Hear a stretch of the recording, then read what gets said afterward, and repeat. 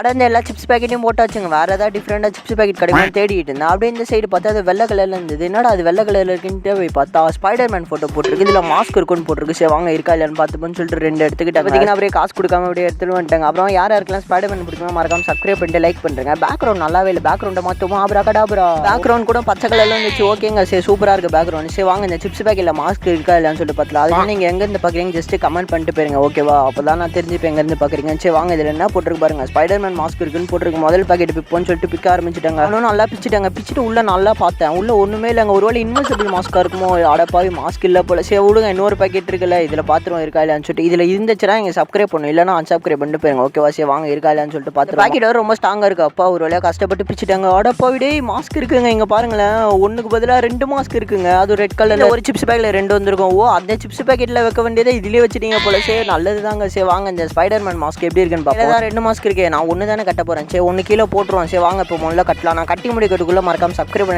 பண்ணுறேங்க. நிறைய பேர் சப்ஸ்கிரைப் பண்ணாமலே பார்க்குறீங்க. அப்பா ஒரு வழியாக கட்டி முடிச்சுட்டாங்க. செம்ம கஷ்டமாக இருந்தது கட்டுறதுக்குள்ளே. சரி வாங்க இப்போ இதை போட்டு பார்த்துருவோம் எப்படி இருக்குன்னு. போட்டோன்னே எல்லாம் சின்னதாக தெரியுதுங்க. கடைசியில் மூஞ்சே சின்னதாகிடுச்சு. சரி நல்லா தாங்க இருக்கும். 5